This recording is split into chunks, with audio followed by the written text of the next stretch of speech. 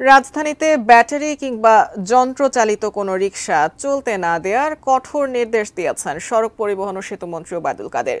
মন্ত্রীর এই নির্দেশ কতটা মানা হচ্ছে সে বিষয়ে জানিয়েছেন সহকর্মী জাহিদ হোসেন। অবস্থান করছি রাজধানীর রামপুরা এলাকায়। গত বুধবার সড়ক পরিবহন ও সেতুমন্ত্রী ওবায়দুল কাদের যে নির্দেশনা দিয়েছেন রাজধানীতে ব্যাটারি চালিত যে অটোরিকশা সেটি চলবে না, কিন্তু সেই নির্দেশনা কতটুকু বাস্তবায়ন হচ্ছে তার সন্ধান করতে এসে আমরা কিন্তু বেশ অবাক হয়েছি। কেননা রাজধানীর কোথাও এই আদেশ বা এই নির্দেশ বাস্তবায়নের বিন্দুমাত্র স্বরূপ আমরা দেখতে পাইনি।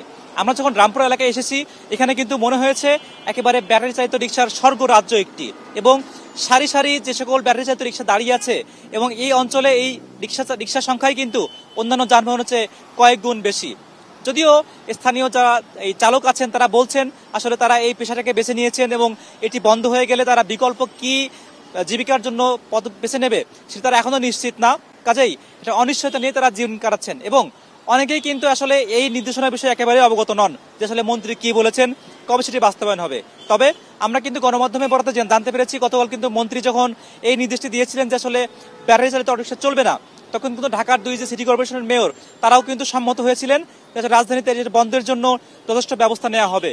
যেহেতু আমরা রাজধানীর বিভিন্ন এলাকা ঘুরে ঘুরে দেখেছি এটি আসলে বাস্তবায়ন দেখা যায়নি, কবে যে আসলে বাস্তবায়নটি ঘটবে সেটি কিন্তু বড় একটি প্রশ্ন হিসেবে দেখা গিয়েছে। এবং যেহেতু রাজধানী জুড়ে অসংখ্য পরিমাণে এই ব্যাটারি চালিত রিকশা দেখা যাচ্ছে, এটি আদৌ কতটুকু আলোর মুখ দেখবে এটি আসলে বন্ধ করার জন্য সেটিও কিন্তু বড় প্রশ্ন হিসেবে দেখা গিয়েছে। আপাতত সাধারণ মানুষ এটি প্রত্যাশা করছে ঝুঁকিপূর্ণ এই যানবাহনটি দ্রুত আসলে নিয়ন্ত্রণ কিংবা নিষিদ্ধ করা সেটি বাস্তবায়ন করলে তাদের যে নাগরিক চলাচল, সড়কের যে চলাচল সেটা অনেকটা নিরাপদ হবে বলে তারা মনে করছেন। আপাতত আসলে সেই বাস্তবায়নের অপেক্ষাটুকু তারা করছেন। তো রাজধানীর রামপুরা এলাকা থেকে ছিল আমার কাছে সর্বশেষ।